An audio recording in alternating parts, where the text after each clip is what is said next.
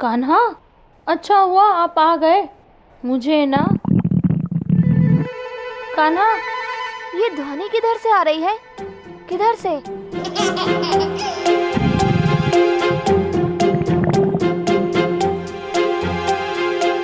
हमारे लंबोदर जी के पेट में मूषक दौड़ रहे हैं दाऊ। हाँ, मूषक? लंबोदर जी, आपने मूषक खा लिए क्या? नहीं नहीं, आप मूषक नहीं खा सकते। अरे दाऊ, उन्होंने मूषक नहीं खाए हैं, भूख लगी है उन्हें।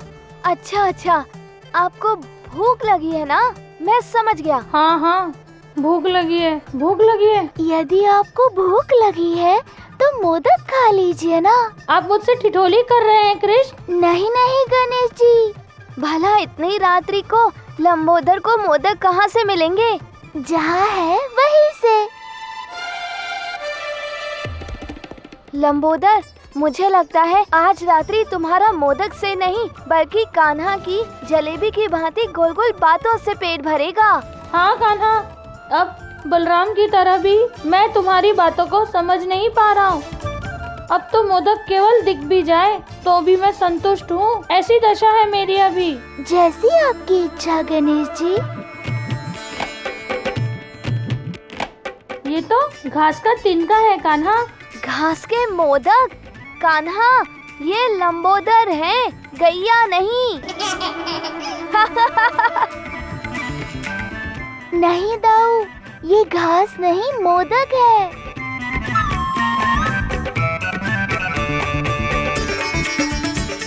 या तो हम दोनों की दृष्टि में समस्या हो गई है या फिर तुम्हारी बुद्धि में।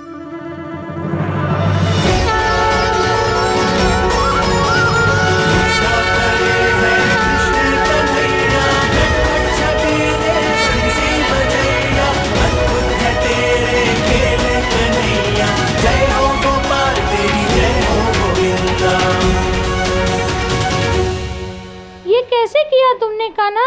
लंबोदर, आप देखते जाइए, मैं जहाँ जहाँ स्पर्श करूँगा वो सब मोदक में परिवर्तित हो जाएगा।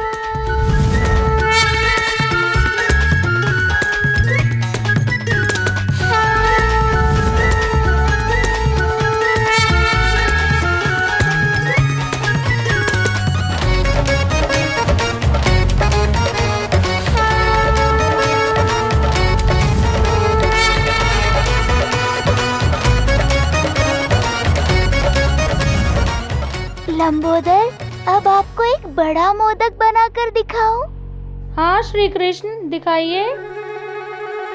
कान्हा की दृष्टि मुझ पर है, कहीं ये मुझे ही तो मोदक नहीं बनाना चाहता।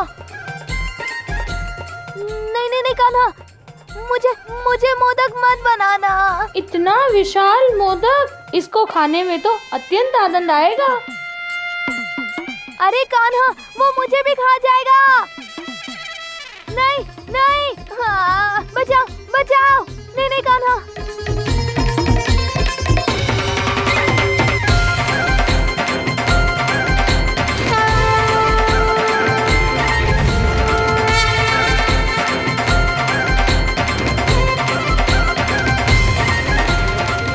बच गए।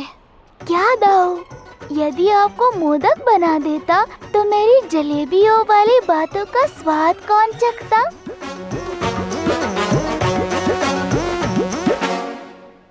कान्हा, मुझे मोदक की भूख तो थी, परंतु आपके ये प्रेम से मैं तृप्त हो गया हूँ। अर्थ क्या है इसका? इसका अर्थ ये है कि पेट महोदय अभी आनंद में है। मैं मोदक की सुगंध से इतना संतुष्ट हो गया हूँ, इतना संतुष्ट हो गया हूँ कि अब मुझे निद्रा आ रही है। कान्हा, आपकी इस माया के लिए बहुत बहुत धन्यवाद। आप मेरे अतिथि हैं और कान्हा अपने अतिथि की इच्छा पूर्ण न करे, ये कदापि संभव नहीं।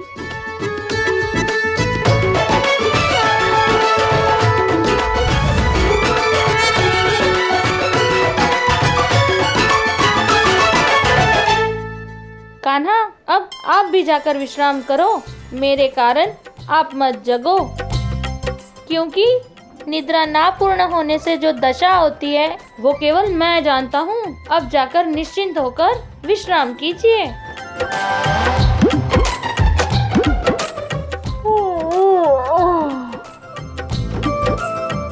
हाँ कान्हा, और कल तो टोली मेरे प्रश्नों का उत्तर लेके आने वाली है, इसलिए जाओ और विश्राम करो। कल का दिन तो और भी रोमांचक होने वाला है, और जाकर विश्राम करो। निश्चित चला जाऊं? हाँ हाँ चले जाओ, मैं सो जाऊंगा। ठीक है। चलो ना कान्हा, मुझे बहुत निद्रा आ रही है। ठीक है दाऊद, चलिए। बहुत निद्रा आ रही है।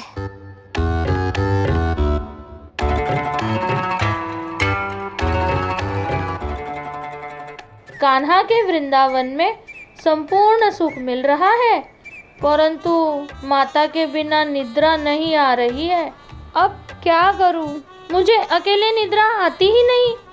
मैं किसी भी लोक में जाऊं, परंतु हर लोक में मेरे साथ कोई ना कोई होता ही है। यहाँ इस लोक में भी मेरे मित्र तो हैं, परंतु वो भी मेरे साथ नहीं है। अब क्या करूं?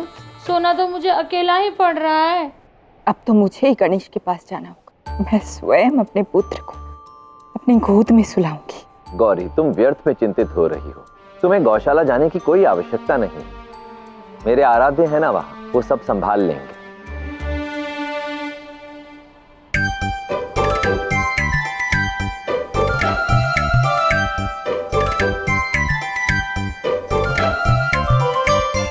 लंबोदर, कान्हा, मुझे पता था कि आपको निद्रा नहीं आएगी, इसलिए मैं रुक गया था। अब एक क्षण के लिए भी मैं आपको छोड़कर कहीं नहीं जाऊंगा। मैं भी आपके साथ यही सोऊंगा। सच में कान्हा? हाँ लंबोदर, मेरा वचन है, मैं आपको छोड़कर कहीं नहीं जाऊंगा। मैं भी वचन देता हूँ कान्हा, हमारी मित्रता सदैव रहेगी।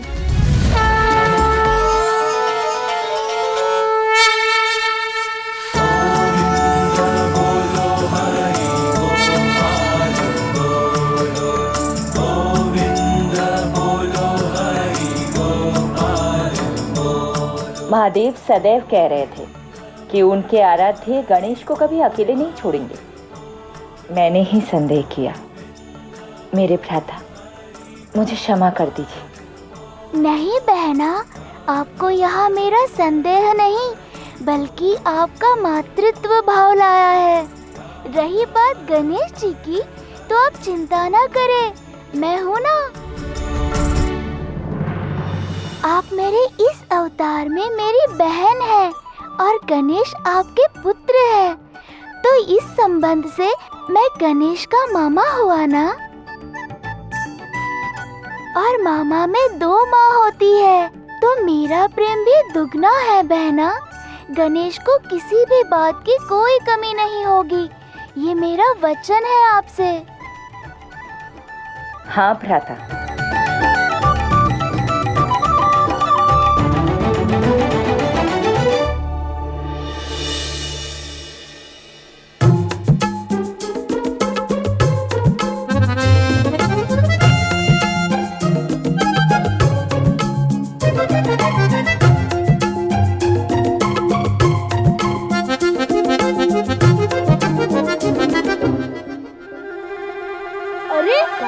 लंबोदर के साथ सो गया क्या? दाओ, हमें भी बुला लेते ना, हम सब मिलकर यहाँ एक साथ सो जाते। वो सब छोड़ो, प्रथम इन दोनों को जगाओ। लंबोदर के पूछे प्रश्न का उत्तर लेकर आए हैं हम।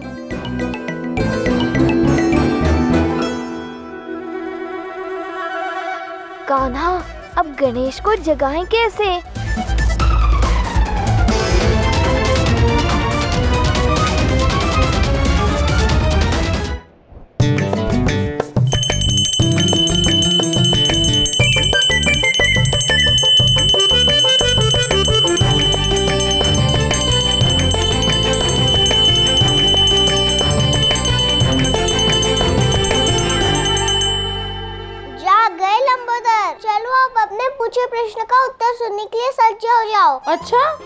चलो बताओ। तुमने कहा था ना कि वृक्ष का निर्माण कैसे हुआ? तो ये देखो,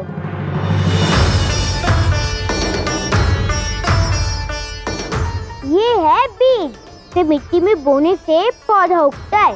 इसे उगने के लिए जल की आवश्यकता होती है। जब वही पौधा बड़ा हो जाता है तब वो वृक्ष बन जाता है। उससे हमें फल मिलते हैं, समझे? अच्छा, तो ऐसा है। और नदियों का क्या? ये देखो, इस मटकी में अपने वृंदावन की नदी का जल है। जब वर्षा होती है तभी वही वर्षा का पानी हमारी नदियों, सागरों और तालाबों में भर जाता है। वाह, ये तो चमत्कार से कम नहीं। और तितलियों का क्या? ये तितली है। इसे अनेकों नामों से जाना जाता है। झांझा, कमला। माँ ने कहा है कि ये पौधों पर कोश बनाती है। जब उसे पंख निकल आते हैं तब वो अपने कोश से बाहर निकल के तितली बन जाती है। क्या देख रहे हो मुखिया जी? असत्य नहीं कह रही हूँ, माँ ने बताया। अरे वाह, तुम्हारे माता पिता को तो सब कुछ पता है।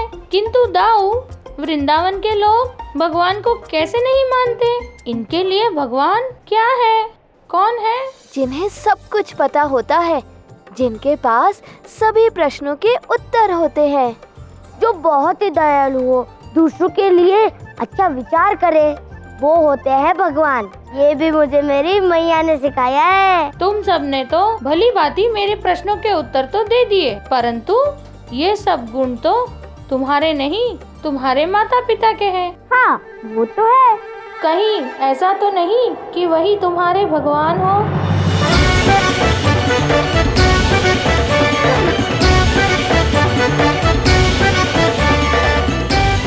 अद्भुत गणेश जी, भगवान पे विश्वास दिलाने के क्रम में टोली को ये भी समझा दिया कि हमारे माता पिता भगवान समान ही होते हैं।